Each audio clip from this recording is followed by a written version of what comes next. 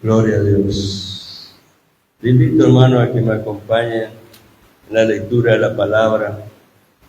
Está en el libro de Daniel, capítulo 3. Seguimos con el mismo tema en el mensaje. La presencia de Dios es real y es necesaria. La presencia de Dios es real y es necesaria. No podemos dudar de la presencia de Dios, es real. Pero al mismo tiempo tenemos que entender que esa presencia es realmente un privilegio glorioso de parte de Dios, por lo cual tenemos que reconocer nuestra necesidad de su presencia. Amén.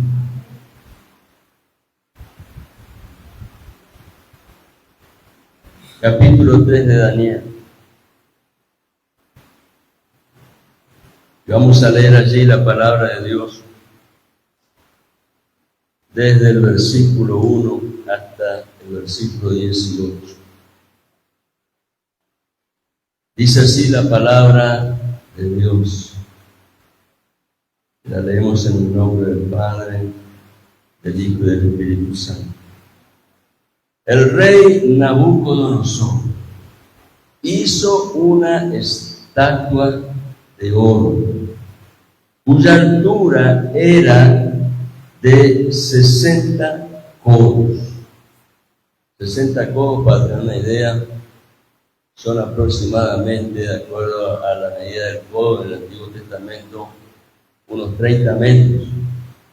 Y para tener un elemento comparativo, sería más o menos la mitad de lo que es el obelisco en Buenos Aires, que tiene un poco más de 60 metros. Tenía entonces su altura 60 codos, su anchura, su base, 6 codos. 6 codos.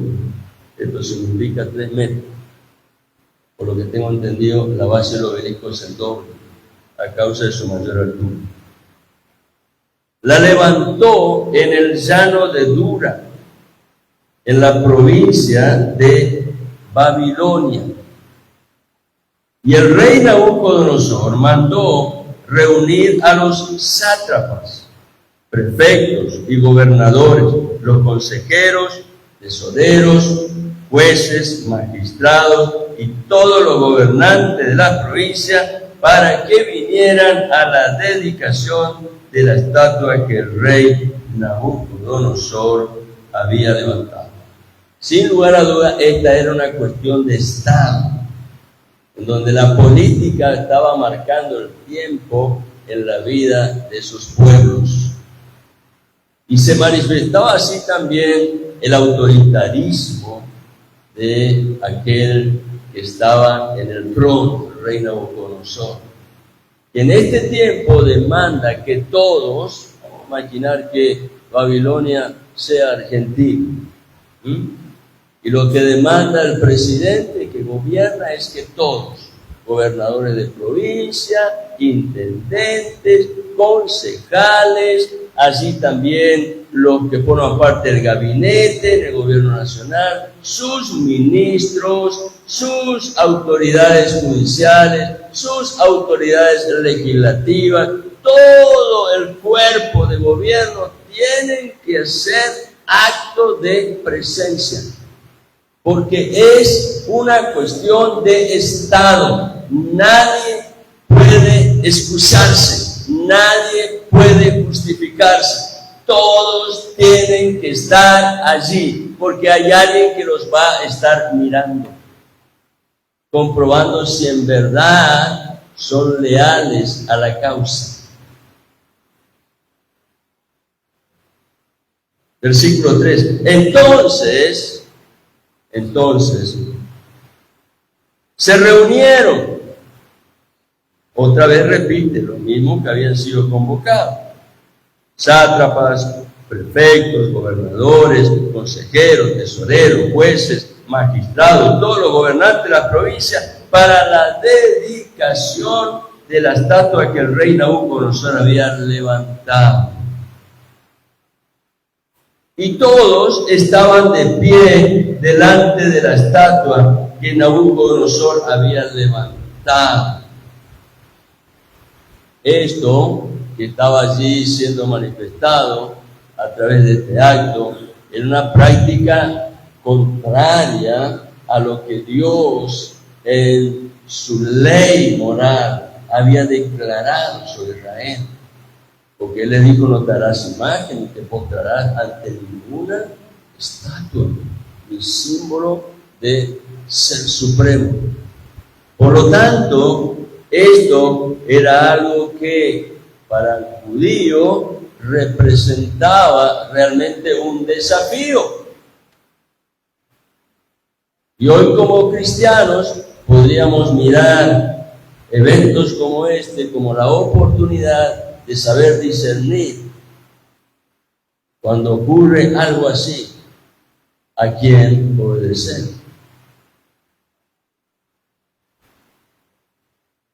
Porque en definitiva depende de nuestra voluntad, de nuestra decisión. Si decimos responder y respetar la orden del rey en contra de lo que Dios dice, estamos en un problema. Por un lado, la palabra dice que tenemos que honrar a las autoridades y respetarlas. Pero si va en contra de Dios y lo aceptamos, estamos en un problema. Dicho esto, sigamos allí en la lectura de la palabra. Y dice el versículo 4: y el heraldo proclamó con fuerza: se os ordena, un decreto, se os ordena, no había opciones, no había atajo. Se os ordena a vosotros, pueblos, naciones y lenguas, que en el momento en que oigáis el sonido del cuerno, la flauta, la lira, el arpa, el salterio, la gaita y toda clase de música, os postréis y adoréis la estatua de oro. Postréis y adoréis. Evidentemente que la estatua tenía un símbolo religioso, el reconocimiento de un ser supremo. Evidentemente la estatua representaba a alguien. Todavía no lo dice la Escritura, pero ya lo vamos a descubrir.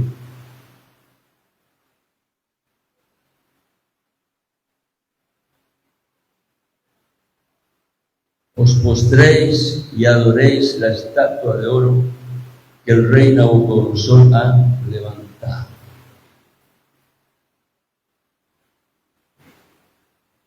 Versículo 6: pero el que no se postre y adore será echado inmediatamente en un horno de fuego ardiente. La rebelión siempre trae consecuencias.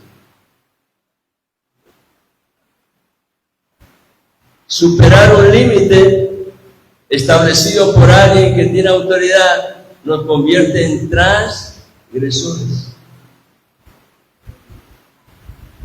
Y eso nos coloca en un lugar de conflicto con la autoridad, sea el hombre o sea Dios, según cuál sea la ley que estamos transgrediendo. Y eso tiene consecuencias en la condición de aquellos que habitaban en Babilonia. A causa del decreto del rey, significaba ser llevado a un horno de fuego ardiente. Evidentemente, el calor allí tenía que ser bastante intenso, ardiente. ¿Se imaginan? Arder algo. Versículo 7: por tanto, en el momento en que todos los pueblos oyeron el sonido del cuerno, y ahí ya nos lleva la palabra al acto mismo de la consagración de esa estatua. En el momento en que todos los pueblos oyeron el sonido del cuerno, la flauta, la lira, el arpa, el salterio, la gaita y toda clase de música, todos los pueblos reunidos allí, pueblos, naciones y lengua, se postraron y adoraron, se inclinaron. La estatua de oro que el rey Nabucodonosor había levantado. Tremendo. Allí queda evidenciado que todos tenían que aceptar la autoridad del rey y estar sometidos a ella. No tenían derecho a decir tenían que aceptar la autoridad del rey. Versículo 8. Sin embargo, en aquel tiempo, algunos caldeos, ¿quiénes eran los caldeos? Los habitantes de Babilonia. Algunos caldeos se presentaron y acusaron a los judíos. ¿Por qué causa? Por el conflicto que generaba a los judíos respetar la orden. Y allí es donde es importante descubrir el trasfondo de este cuadro que está allí manifestado. Todo pueblo, lengua y nación aceptaban, pero un grupo de judíos se atrevían a contradecir la orden del rey.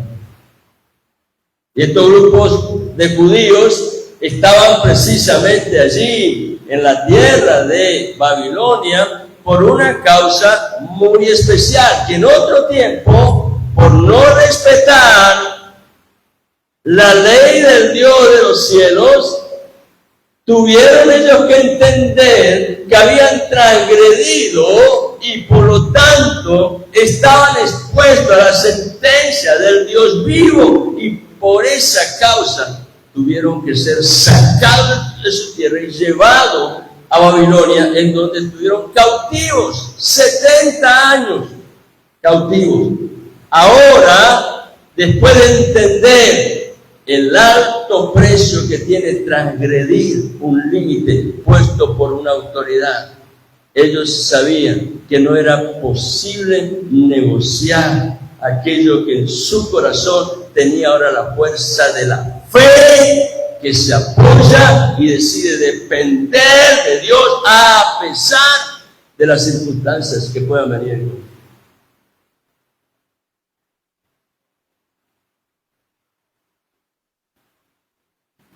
Versículo 9. Hablaron y dijeron al rey, los caldeos. Hablaron y dijeron al rey Nabucodonosor: oh rey, vive para siempre. Tú, oh rey, versículo 10, has proclamado un decreto de que todo hombre que oiga el sonido del cuerno, la flauta, la lira, el arpa, el salterio, la gaita y toda clase de música, se postre y adore la estatua de oro. Versículos, y el que no se postre y adore, el mismo decreto que tú, rey, dijiste, que tú, rey, sacaste, estableciste, dice que será echado en un horno de fuego ardiente. Versículo 12, pero hay algunos judíos a quienes has puesto sobre la administración de la provincia de Babilonia. El interés de ellos, porque estos judíos fueran respetuosos del decreto del rey, no era por causa simplemente de que amaban al rey, sino que en evidencia es aquí mostrado que tenían ambiciones personales, y a causa de que estos judíos habían sido colocados reconociendo su capacidad, habían sido colocados en lugares de gobierno, aquellos que advirtieron ese detalle creen encontrar la oportunidad para acusarlo a fin de lugar de ganar un posicionamiento ante el rey y ser ellos colocados en esos lugares de gobierno. Se pone en evidencia que había en el corazón de estos que lo acusaban celos y envidias. Al final del capítulo 2 se da testimonio de esto, ¿no es cierto? De por qué esos judíos ocupaban ese lugar de gobierno dentro de Babilonia. Pero sigamos leyendo. Versículo 12. Pero hay algunos judíos a quienes has puesto sobre la administración de la provincia de Babilonia, es decir, Sadrach, Mesach y Abednego, y estos hombres, oh rey, no te hacen caso. No sirven a tus dioses, ni adoran la estatua de oro que has levantado. Entonces Nabucodonosor, como cualquier rey, lo vemos cotidianamente, cuando se contradice la palabra de su autoridad, cambia su aspecto, su semblante. Y este rey no fue diferente. Al contrario, él manifiesta todo el furor y la ira de alguien que se sabía omnipotente. Y entonces dice la palabra, versículo 13, Nabucodonosor, enojado y furioso, dio orden de traer a Sadrach, Mesach y Abednego. Estos hombres, pues, fueron conducidos ante el rey.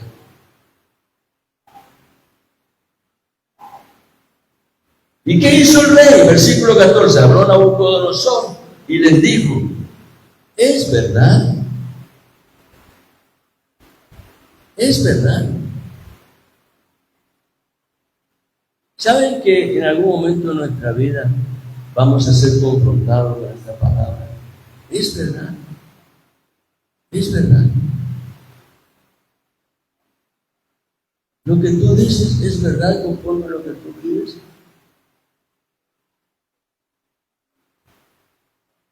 Ahora, acá el rey utiliza esta expresión de una manera disimulada para esconder su ego que había sido colocado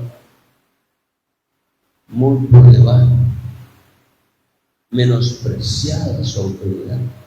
Y es como que él está diciendo, mire, sepan que yo tengo compasión, todavía le voy a dar una oportunidad. Y en ese sentido utiliza el rey esta palabra, esta frase, es verdad, Sadrach, Mesach y Abednego, que no servís a mis dioses, ni adoráis la estatua de oro que he levantado.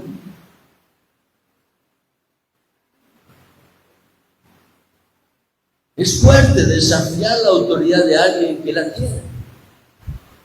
Tenemos que estar bien plantados en un lugar donde las circunstancias no puedan movernos.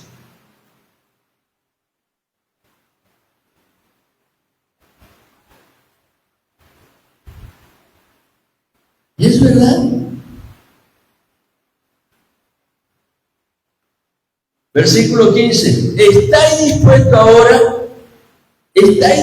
ahora para que cuando oigáis el sonido del cuerno, la flauta, la lira, el arpa, el salterio, la gaita y toda clase de música, os postréis y adoréis la estatua que he hecho? Te doy una oportunidad, pero no tienes opción de elegir. Porque el que tiene autoridad tiene derecho de imponer su autoridad, no tiene derecho de elegir. No hay derecho de elegir.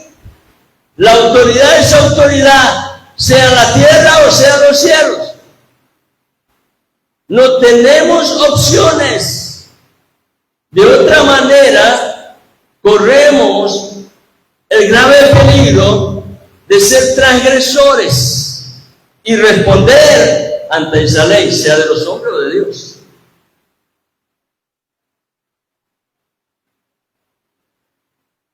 Pero estamos llegando aquí al asunto fundamental para que entendamos cuál era la motivación de Nabucodonosor al levantar esa estatua. No era simplemente un elemento simbólico, como también se habla del obelisco mosaico. Se dice claramente que aquellos que diseñaron eran masones. Y al colocar en el centro de Argentina un símbolo masónico, levantaron una fortaleza sobre esta nación. Por eso que esta nación, siendo tan rica, no puede salir adelante. Porque hay un Dios del cual el mismo Daniel habla, el Dios Mausí, el Dios de la fortaleza, que prevalece en el corazón de todo hombre que no ha podido reconocer aún la autoridad del Dios bíblico. Ese Dios Mausí, el Dios de la fortaleza, sigue prevaleciendo en infinidad, millones de argentinos. ¿Cuál es el porcentaje de la población evangélica en Argentina? Se estima que puede ser un 15%. ¿Cuántos habitantes tiene Argentina? Según el último censo, 44 puede ser, o un poco más. Yo no estoy recordando. Bueno, supongamos que sean 50 millones. Quiere decir que estamos hablando de una población evangélica, digamos, con una cifra de buena expectativa, optimista. Podríamos decir que la población evangélica en Argentina alcanza aproximadamente unos 10 millones.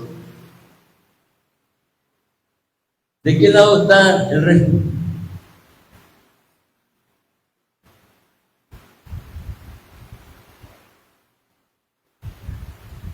Ahora, ¿se dan cuenta la importancia que tiene, a partir de esto que les estoy diciendo, entender cuán urgente es que como iglesia nos congreguemos los días viernes en oración para clamar por Argentina?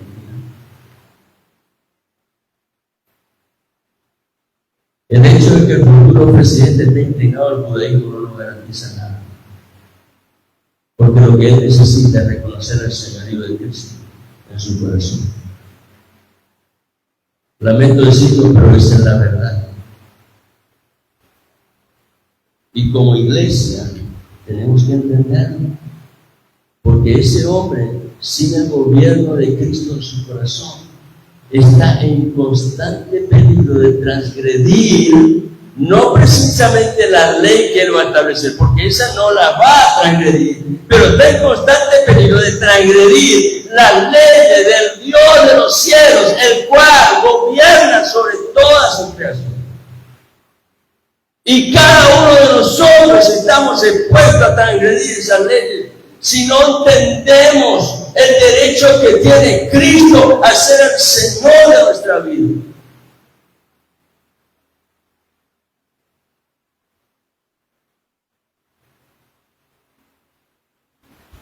Versículo 15.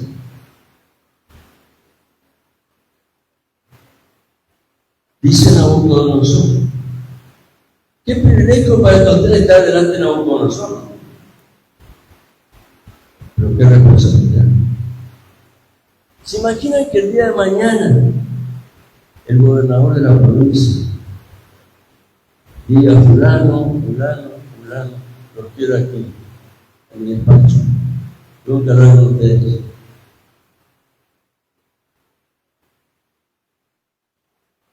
Y por ventura, quiero decirles, estando delante de él, que el señor gobernador de la provincia nos diga: yo escuché que allí en el pueblo de ustedes se dice esto y esto. ¿Es verdad? ¿Es verdad?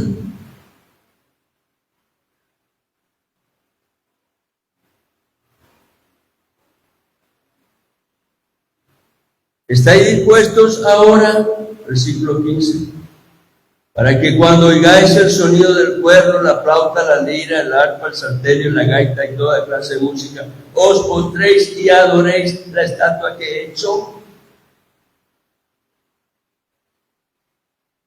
¿Se dan cuenta de la importancia que tiene la música? Porque todo ese acto de adoración estaba rodeado de un ambiente religioso penetrado por la música,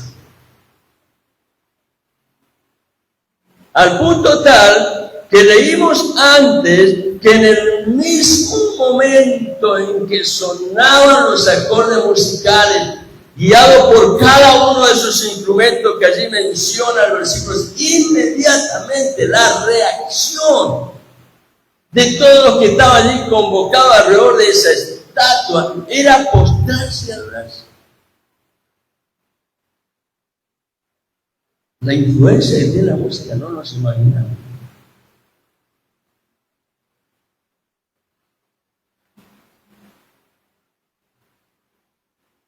Y entonces dice al final del versículo 15, porque si no la adoráis inmediatamente, le doy la opción, pero sepan que no han cambiado las condiciones. La respuesta que espero es la misma que antes yo demandaba en mi decreto, no lo he cambiado. Porque si no la adoráis inmediatamente, seréis echados en un horno de fuego ardiente. Y acá está la frase, querido hermano. ¿Qué es lo que simbolizaba la estatua?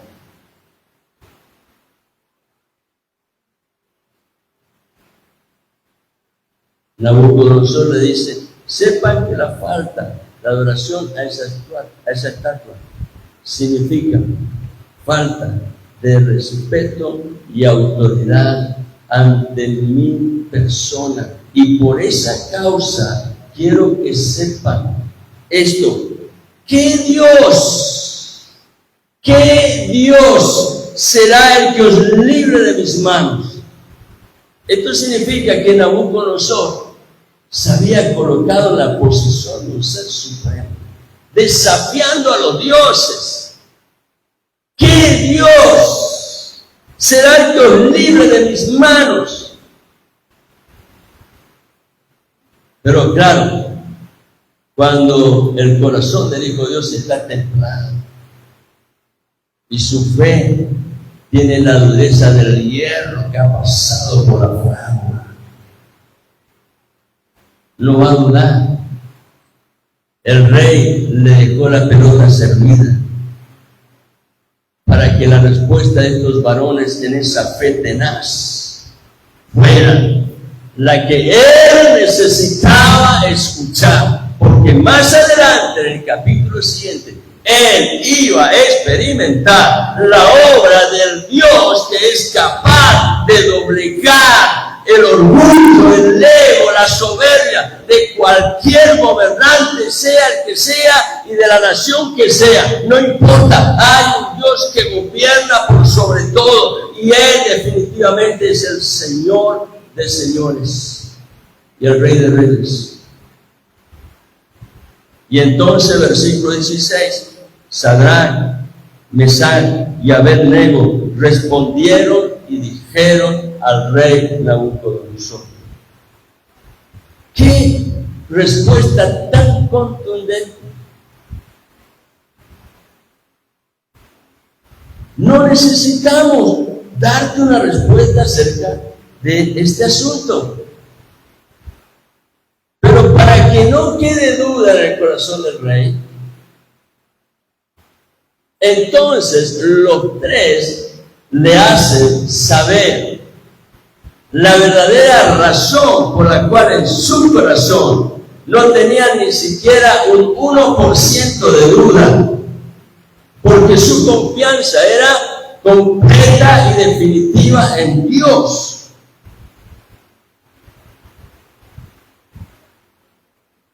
Versículo 17, ciertamente, nuestro Dios, a quien servimos, puede librarnos del horno de fuego ardiente. Y de tu mano, oh rey, nos librará. ¿Escuchaste, Nabucodonosor? Te vamos a declarar la certeza de nuestra fe. Y de esa certeza queremos que sepas que nuestro Dios es ese Dios al cual vos le estás desafiando. Por lo tanto, rey, nuestro Dios, a quien servimos, puede librarnos del horno de fuego ardiente. ¿Tiene poder? Sí, sin ninguna duda. Él tiene poder, puede librarnos. Y de tu mano, oh Rey, nos librará.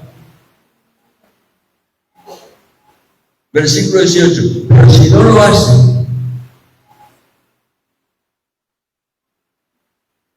hay aquí una gran enseñanza. Aquel que ha decidido vivir dependiente de Dios, sabe que su confianza en su Dios no se negocia, no tiene precio. Y definitivamente él está tan seguro en su Dios que no le pide a Dios que le dé cuenta de sus actos, de su voluntad, porque cualquiera sea su voluntad, él está preparado para seguir tenazmente en esa fe, honrando a su Dios. No lo va a negociar, no lo va a cambiar por nada, porque su fe ha sido templada en un horno mucho más potente que ese que disponía Nabucodonosor. Es el horno de la presencia de Dios, donde todas nuestras impurezas son quitadas y el corazón es alineado con el corazón de Dios, y en su presencia podemos disfrutar de su hermosura y reconocer la grandeza de aquel que es Dios sobre todos los dioses. Pero si no lo hace, si Dios escoge otra cosa, ¿estamos preparados para eso? Pero si no lo hace, lo que yo espero, lo que yo estoy pensando alcanzar, lo que yo estoy imaginando que es el futuro que está delante, pero si no lo hace, quiero traer a la memoria la experiencia de un hombre, para que sepan que no estoy haciendo doctrina de un texto para utilizarlo como un pretexto. Muchos años antes que Israel fuera a la cautividad en Babilonia, muchos años antes, porque más o menos Israel fue a la cautividad en Babilonia año 587. No sabemos exactamente la fecha, pero fue allí al principio de esa cautividad. Pongámosle año 580 antes de Cristo. Muchos años antes, aproximadamente unos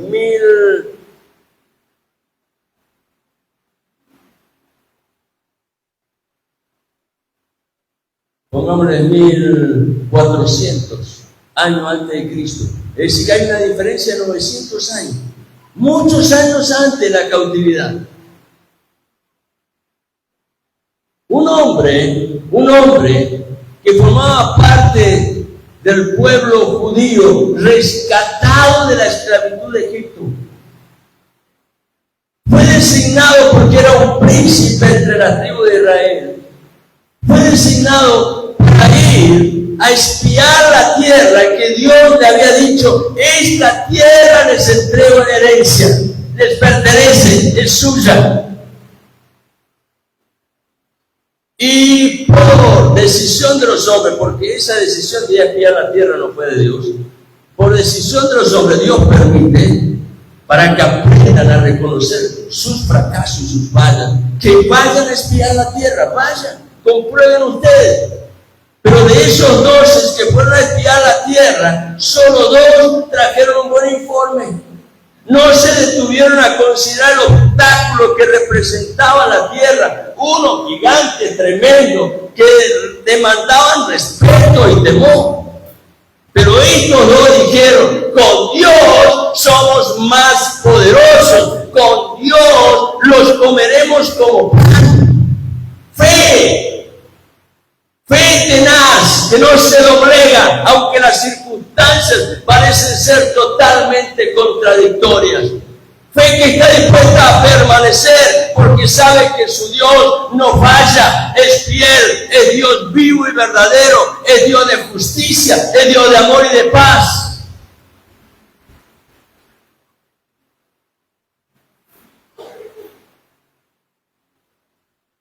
Así que cuando vuelven de recorrer la tierra y presentan el informe, prevalece el informe de la mayoría. Lamentablemente pasa eso, ¿no?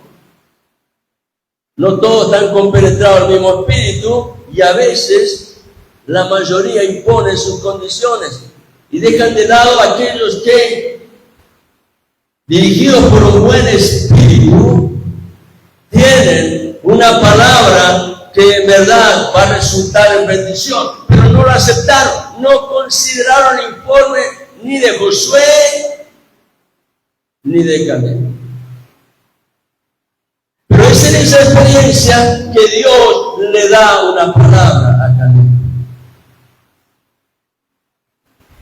Y la palabra que le da Dios a Caleb representaba un monte que realmente era muy atractivo.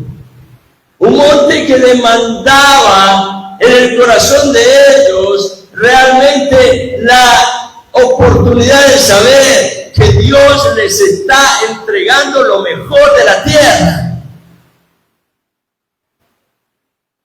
Y Dios le dice a Caleb: por cuanto has creído en mí, yo te garantizo que ese monte donde tus pies pisaron, ese monte, yo te lo entrego en herencia.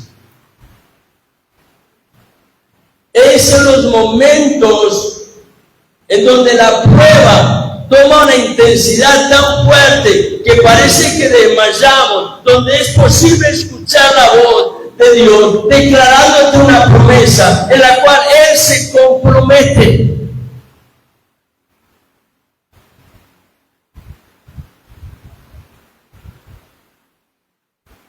Y si persistes en esperar la promesa de Dios, no solo Dios te va a decir que se compromete, sino que además Él te da la palabra de juramento. Para que por dos cosas, que es imposible que Dios mienta, promesa y juramento, recibas lo que Dios ha determinado será tu galardón. Y Caleb lo expresó. Rodeado de una generación de murmuradores constantemente inclinados a transgredir la ley de Dios, sin embargo Caleb permaneció fiel, tenaz en esa fe, confiado en su Dios. Y finalmente, después de vagar 40 años en el desierto y entrar a la tierra prometida y estar conquistando la tierra, habían pasado 45 años de la promesa de Dios. Y estando allí, conquistando ahora la tierra, Caleb observa el monte y va al líder, a Josué, el cual había reemplazado a Moisés, y le dice: Josué, acuérdate, 45 años atrás, Dios me prometió esto, y yo te pido que me lo des, porque él era el líder, no iba a transgredir esa ley, yo te pido que me lo des. Dios lo prometió, yo le creí, y estoy aquí esperando el cumplimiento de esa promesa.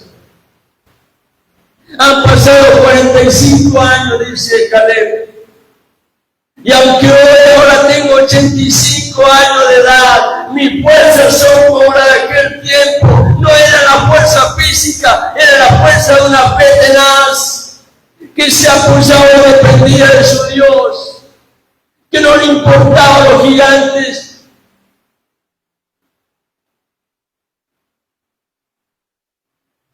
Hay muchos acá que Dios le va a cambiar la historia si se atreve. Dios lo va a hacer. Dios no tiene límites. Dios no tiene límites. único que Dios espera, que tu fe no se doblegue. Ahora no se trata de mi fe, sino se trata de la confianza en el Dios vivo. Y entonces esa fe es una fe que ha sido templada en el fuego del Espíritu Santo y tiene la tenacidad que te asegura que finalmente vas a llegar a la meta. Vas a llegar a la meta.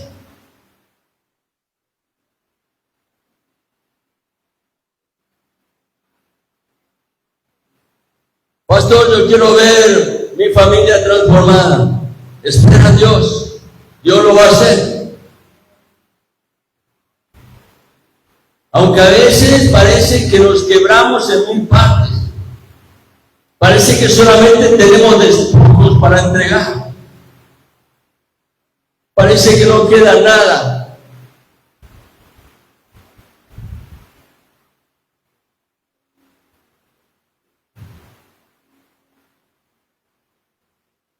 Hablando con el hermano Manuel, él me preguntaba respecto a esta experiencia con el trabajo de la electricidad trifásica.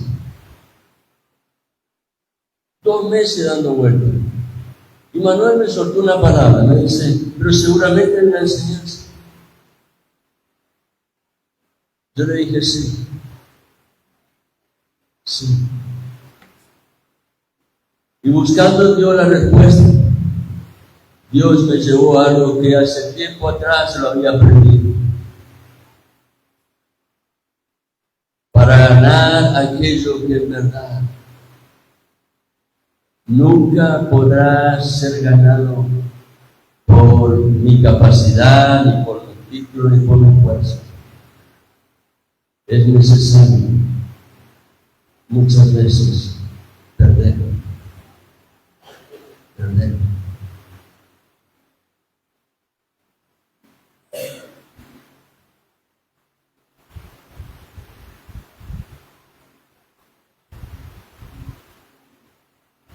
El día viernes, cuando estaba esperando al electricista, habíamos quedado convenido que él venía a hacer el trabajo. El día jueves estuvo, oh sorpresa, el cómputo del electricista falló. Tuve que volver a comprarle 20 metros de cable, con el desperdicio del cable que sobró. Lo único que tenía que decirle es: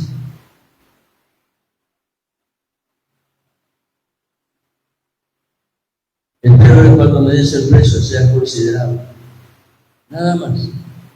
Él no me respondió, yo no le dije más nada. El día viernes volví ya con el cable para que pudiera terminar su trabajo.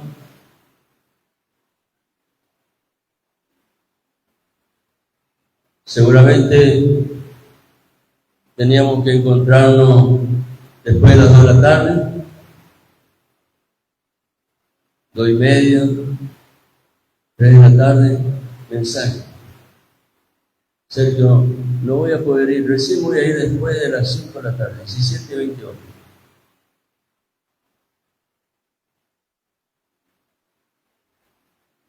Armé allí mi búnker en la cocina, prendí el aire, intenté acostarme en los banquitos que nos donaron una vez, que son varias sillas unidas, no podía, era incómodo. Así que agarré y tomé un paquete de los pañales que tenemos allá atrás para donar, lo eché en el piso, lo usé de almohada y me acosté en el piso. 5:20 me dijo que iba a ir. 6 de la tarde, en un rato voy. 6:30, no venía. 7:45 más o menos habrá llegado. Vino con la camioneta de la empresa, con otro compañero de él, se pusieron a trabajar. En 1 hora terminó todo. Miren todo lo que necesitaba hacer. En 1 hora terminó todo el trabajo.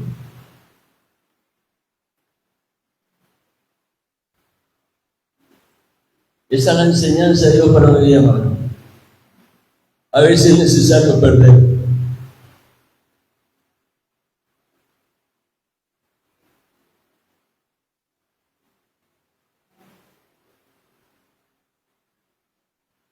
Quiero terminar con esto y le pido a los hermanos de alabanza, por favor, vengan aquí adelante.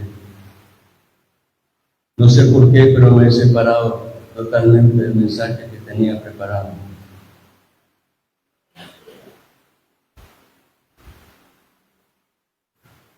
¿Es verdad? Fue la pregunta del rey. ¿Es verdad?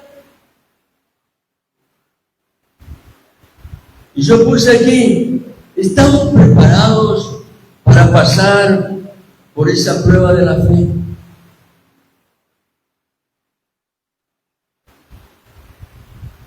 ¿Cómo está esa fe en la cual mi vida cristiana se sustenta? ¿Cómo está? ¿Es una fe sólida, cimentada en la palabra? ¿Es una fe que tiene carácter estable? Aunque todo venga en contra, todavía estás determinado a estar allí firme en Dios. ¿O es una fe influenciable por las circunstancias temporales? Por el que dirán, por el que me dará, o por los logros que pueda alcanzar. ¿Cómo responderíamos al ser confrontada la fe en la cual decimos estar apoyados? Porque indudablemente llegará el momento de dar testimonio de la verdad que decimos creer y en la cual decimos andar.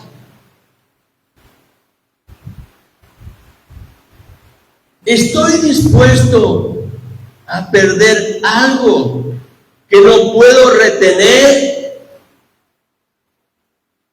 para ganar algo que de otra manera nunca sería posible alcanzar?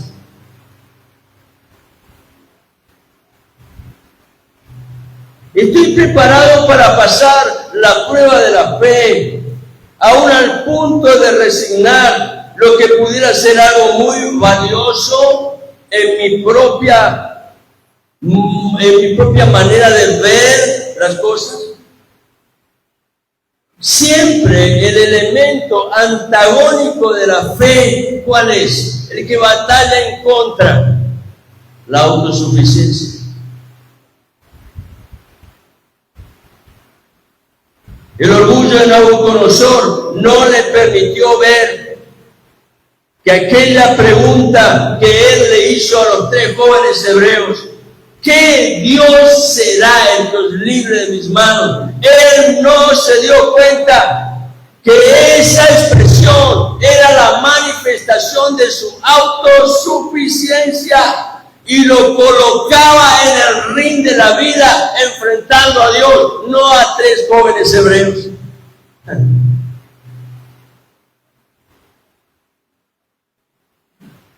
¿A qué lugar tan bajo podemos llegar cuando el orgullo y la vanidad nos colocan en una posición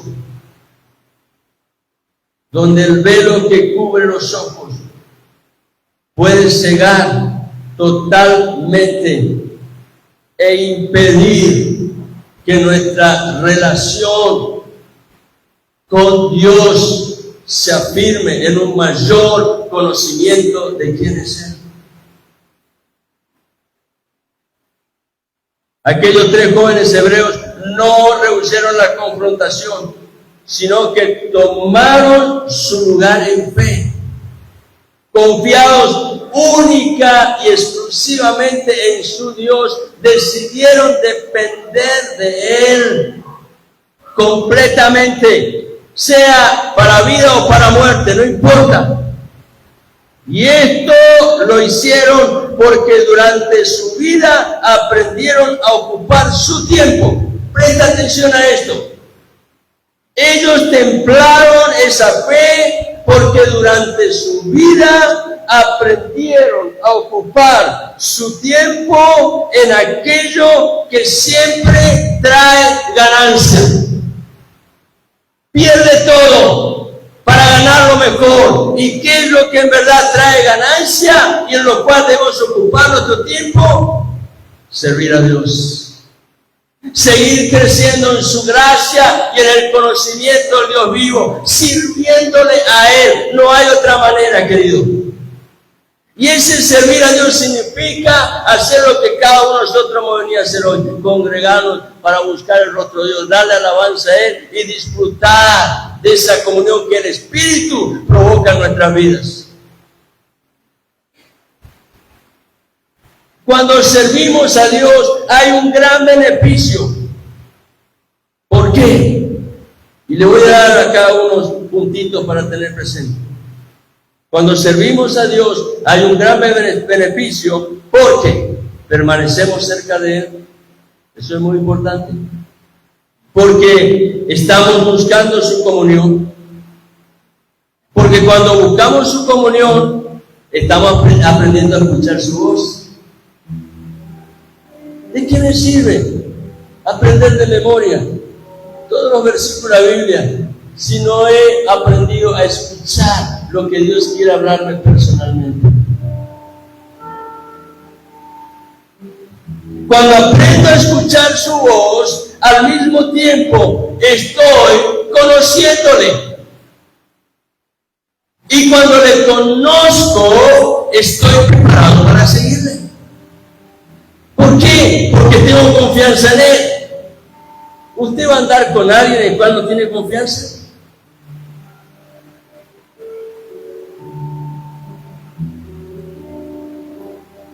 Una vez cometí un grave error y algo me hizo reaccionar. Porque mi hija Valeria no me lo dijo a mí, pero se lo dijo a su mamá. No entiendo por qué papá volvió a llamar a la misma persona. Y en verdad, lo sufrí.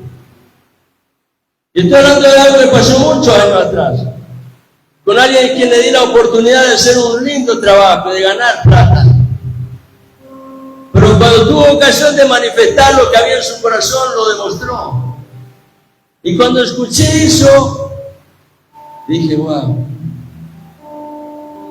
Las enseñanzas de Dios son para atesorarlas, no para soltarlas. Las riquezas de Dios son para atraparlas, no para negociarlas. Y cuando hay oportunidad de compartirla para bendecir a otros. Cuando yo le sigo al Señor y estoy avanzando en continuar conociéndole.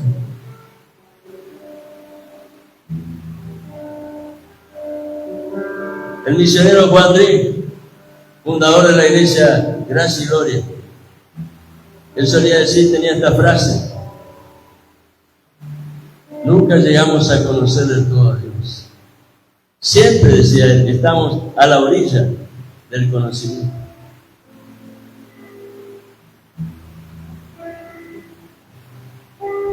Cuanto más le conozco y ando con Él, y acá hay un dato importante, cuanto más le conozco y ando con Él, más llego a parecerme a Él. ¿De qué sirve el título de cristiano? Si ando en lo que a mí me interesa y me importa, sin considerar aquello que de parte de Dios es lo que debe prevalecer.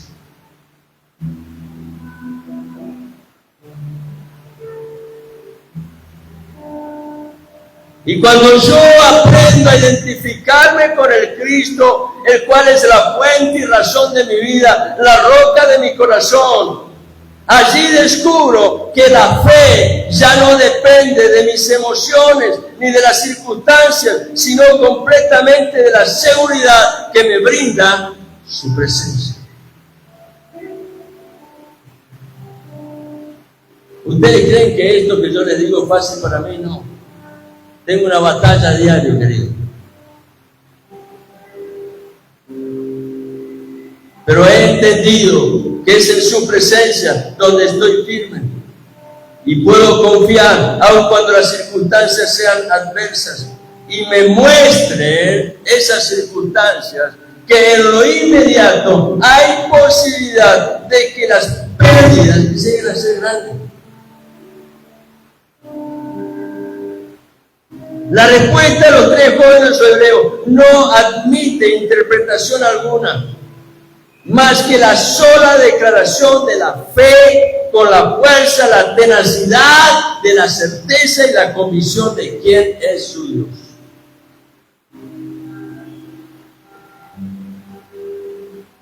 Le invito a que estén en pie, hermano. Vamos a hacer una oración.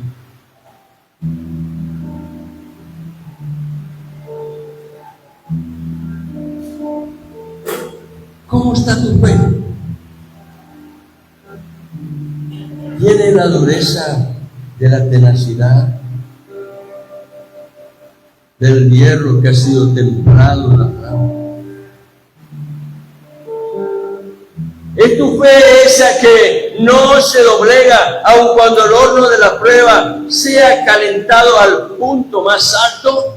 Dice que era tal la ira del rey que mandó a calentar el horno de fuego ardiente 7 veces más.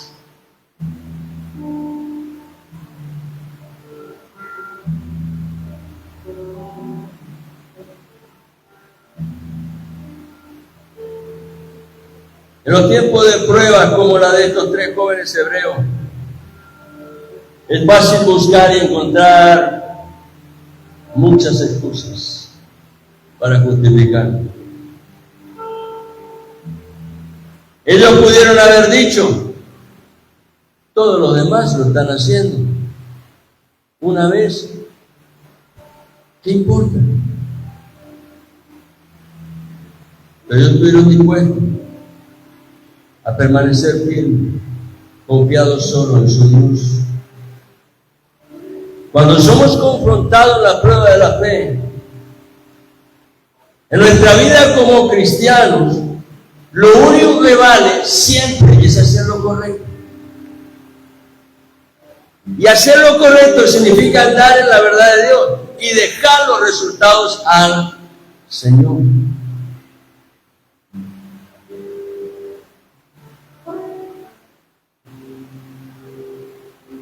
Padre Celestial, te damos gracias en esta mañana, porque hemos venido a tu casa, Señor, con el anhelo en nuestro corazón de buscar tu rostro, Señor, de poder contemplar tu hermosura, de comprobar una vez más cuán buena es tu presencia. Señor, gracias por tu palabra, porque el ejemplo de aquellos 3 jóvenes hebreos nos está instando y desafiando a imitarnos.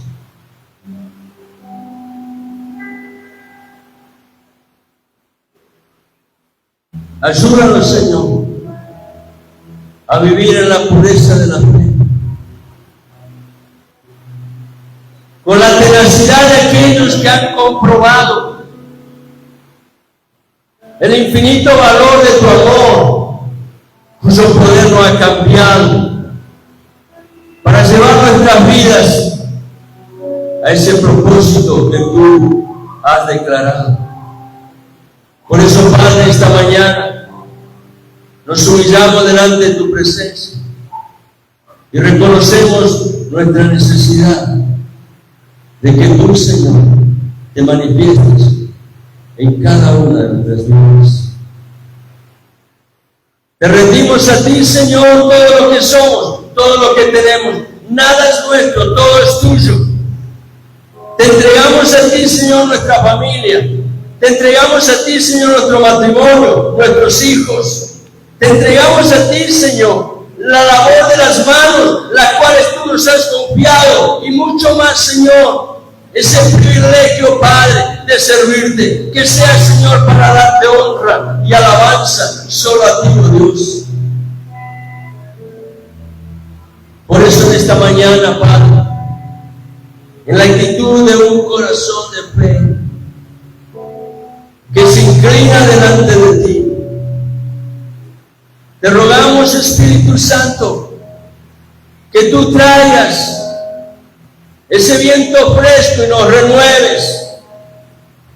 Y haga, Señor, que la fe templada en el horno de fuego de tu presencia que nos purifica sea aprobada, Padre, para que en todo tiempo podamos dar testimonio del Dios vivo y verdadero, del Padre de gloria, en el cual estamos seguros y confiados.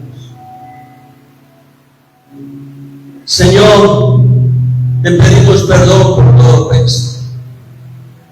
Y te rogamos, Señor, que tú nos enseñes como estos 3 jóvenes hebreos a caminar en esa fe, sin desmayar, aun cuando las circunstancias puedan ser totalmente adversas, pues sabemos, Señor, que estamos en medio de un mundo que se sume, Padre, en la oscuridad, que está agobiado y angustiado por todos los conflictos y crisis generados por las ambiciones de hombres poderosos que buscan prevalecer sobre el resto. Mas, Señor, como iglesia buscamos tu rostro y te rogamos, Señor, misericordia del cielo. Haz tu obra, Señor, y sálvanos.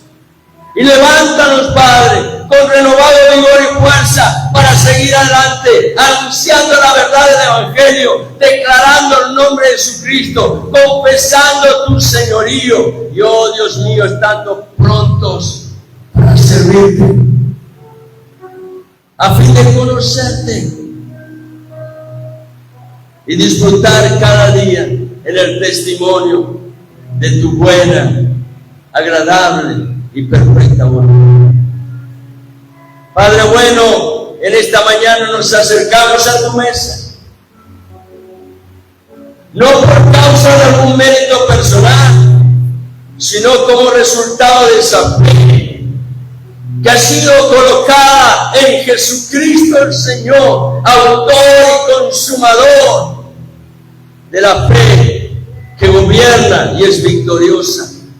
Esa fe en el Hijo de Dios, en la cual hoy podemos, Señor, recibir tu bendición, recibir tu bálsamo, encontrar tu perdón, recibir tu sanidad y restauración. Y es a través, Señor, de aquella obra perfecta de la cruz, que hoy, oh Dios, con un corazón inclinado, te buscamos, Señor, y nos acercamos a tu mesa. Oramos, Padre, en el nombre de Jesucristo el Señor, y te damos muchas gracias. En tu nombre, Jesús. Amén.